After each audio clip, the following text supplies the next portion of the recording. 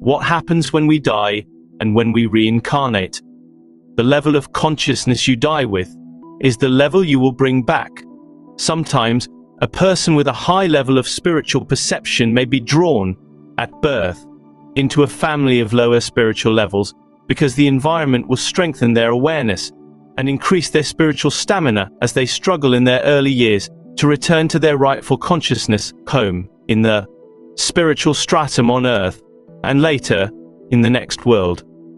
Just as you experience your undeveloped consciousness when you pass over, so do you go into the higher dimensions which reflects your own consciousness when you have reincarnated several times and worked on gaining spiritual insight. You find that you and everyone else you encounter is of the same consciousness. You will be magnetized into the conditions which are compatible, and by reason of your own creativity, you can perfectly contribute to. If, on passing over, the consciousness has been ego-oriented and vicious, the individual will quickly reincarnate, since the feeling of discomfort will be intolerable. Gladly, such a person returns to Earth in another identity. At this level of existence, Earth conditions seem to be preferable to those in the astral world. It takes many lifetimes before the soul awakens to the fact that escape is only possible when the human mind sets itself to try to lift the perceptions and consciousness to a more endurable comfort zone.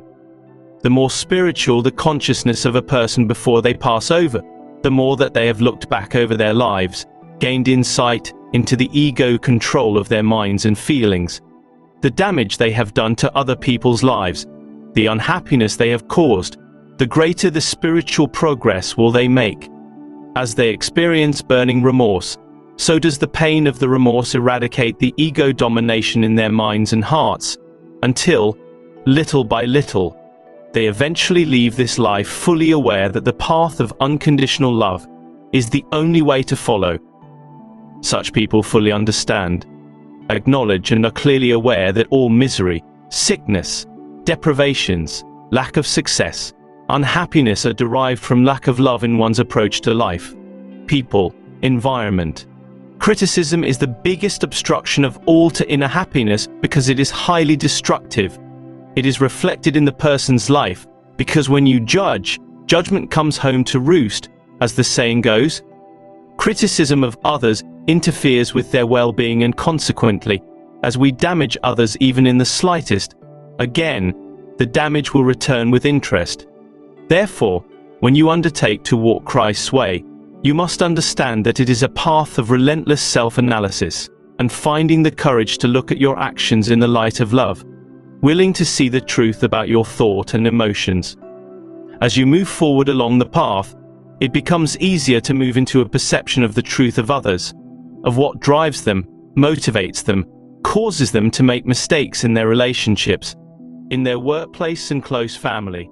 The more you can empathize with others, understand what motivates them, perceive the difficulties which push them into ill-considered actions, the higher becomes your own spirituality, your own sense of compassion and love towards those who, you now realize, are really doing the very best they can in the environment and circumstances they have created for themselves.